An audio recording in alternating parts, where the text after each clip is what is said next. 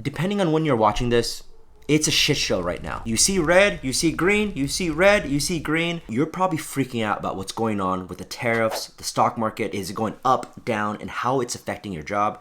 This is my job now to explain what I would do if I was in your shoes. The stock market is going crazy, and it's all thanks to the tariffs. Just today, on April 9th, we had a record high day. But the last few days before that, we were in a tumble.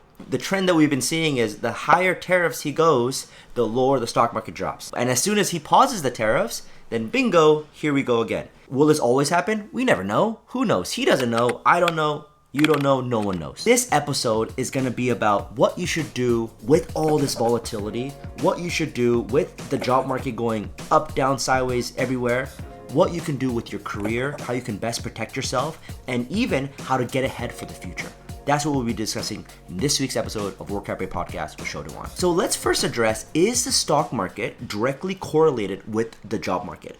There's so many different answers to this, and I'll tell you upfront, I'm no economist, I'm no finance expert. I'm a job search and career guy who has spent most of my career working on careers and job search. So I'm gonna tell you from my experience. But normally when the stock market goes down, those companies that are affected, they feel the pressure. They might feel the pressure from their investors, from leadership, and when you feel pressure, you make some changes. Again, I'm not creating this video to cause panic or for you to lose sleep or for you to be stressed about something that's outside your control, but typically one of two things. Number one, this is sometimes when layoffs can start happening more often, or two, they might put a halt on hiring altogether. So this might mean that if they were planning on hiring for X amount in Q2 or Q3, they might put a hold on that. Or even in a more immediate case, let's say that they are currently interviewing people right now and they might even have a couple of candidates in the final round, they might even eliminate that position altogether.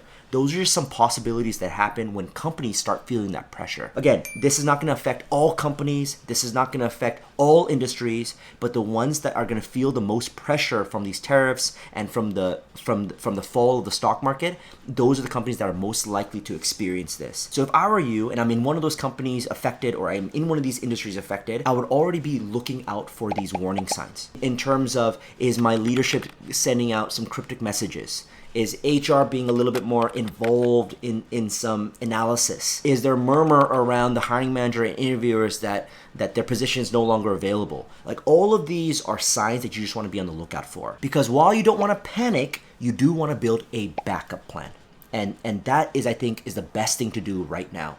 So what does a backup plan look like? There's lots of ways to slice and dice this, but at the end of the day, if you currently have a job, unless it's a job from hell and your boss is breathing down your neck and you got toxic coworkers left and right and you're losing sleep, if you don't have one of those jobs, keep it. And even if you have one of those toxic jobs, it might still be the right time to stay put. Again, I'm not saying this to cause you panic, but right now, you just don't know what the future is going to look like. So if you have a current job right now, you want to stay there, you want to continue to add value and do what you can to prove to your manager, to your team, to leadership that you bring a lot of ROI to this organization. As I just talked about, with companies going to be a little bit more strict on their hiring or their budget, these are the times when they might be looking for people to cut. As much as possible, you want to stay out of that bucket. The second scenario, let's say you're currently unemployed right now and you're looking for a new job. What should you do? You don't stop. I don't want you to panic. I don't want you to think that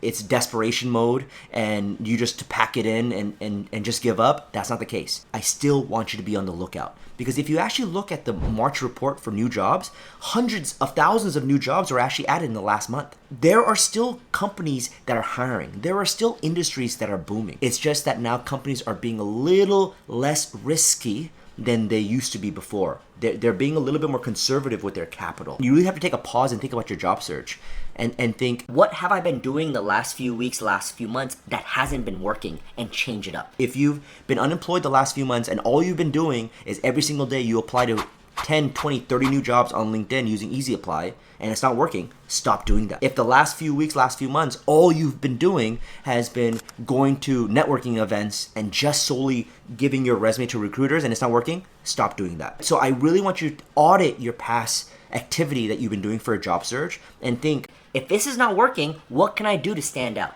So if you've just been applying with the same resume, don't use that same resume. Tailor it, tweak it, and don't just rely on applying. Maybe reach out to people that you know. Reach out to family members, friends, old colleagues. So just whatever strategy that you have been doing that hasn't been working, now is the time to change it up. Don't go overboard and try all different things all at once, but just make a tweak at a time and see what's working. Once you find something that's getting you results, that's when you want to double down on it. Okay? So we just talked about those two scenarios. If you're currently working or if you're not currently working. But for everybody, this includes people who are currently working, people who are retired, people who are maybe still in school. Now is to stock up on your savings and your emergency fund. Typically, most personal finance experts recommend anywhere from 3 to 6 months.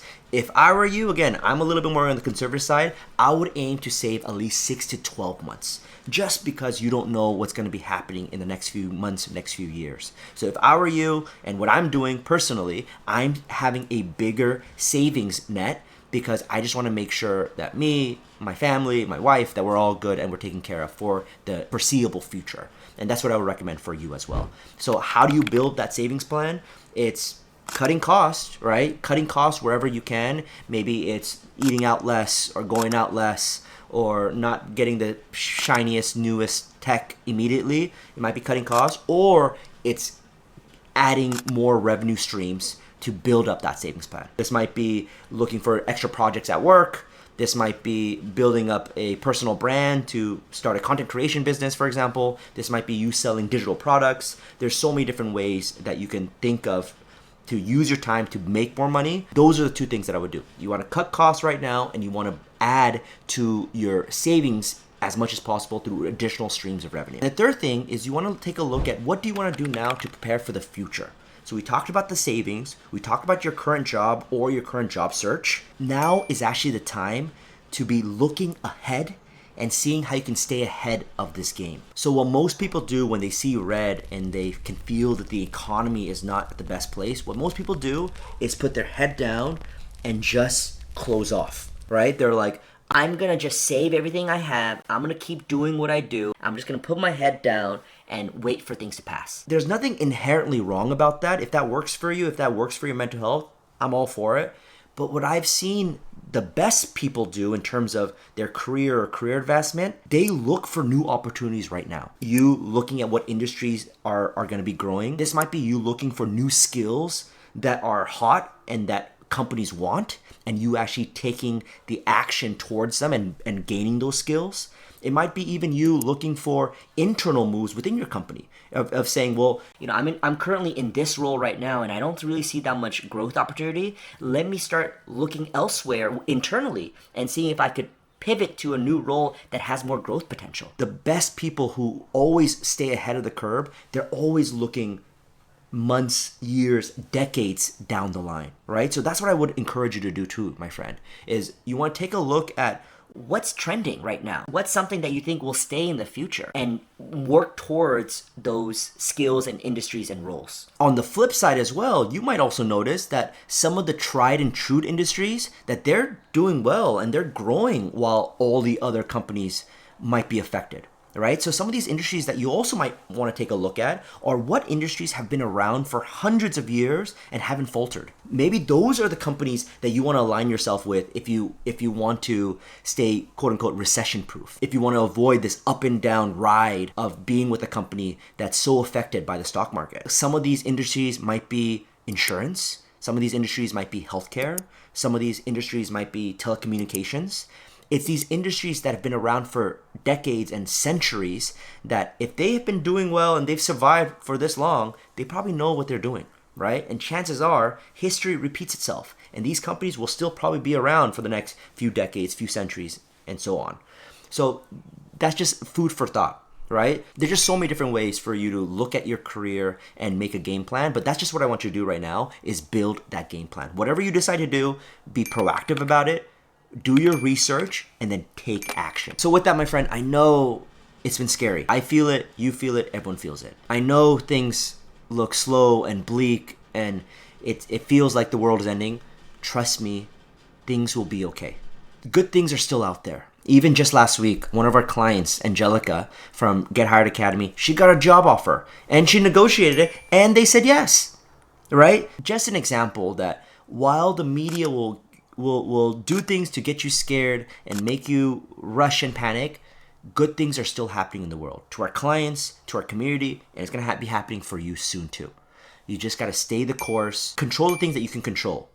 Stay at your job, build your savings plan, and build skills that are gonna help you for the future. If you're watching this, you're already taking steps to think about your career and think ahead, you're already doing great. If you ever have any questions in the future, feel free to email us at podcast@workup.com or DM us directly on IG and we will feature you in our next episode. Okay, my friend, here for you, rooting for you, and I'll see you next week. Bye.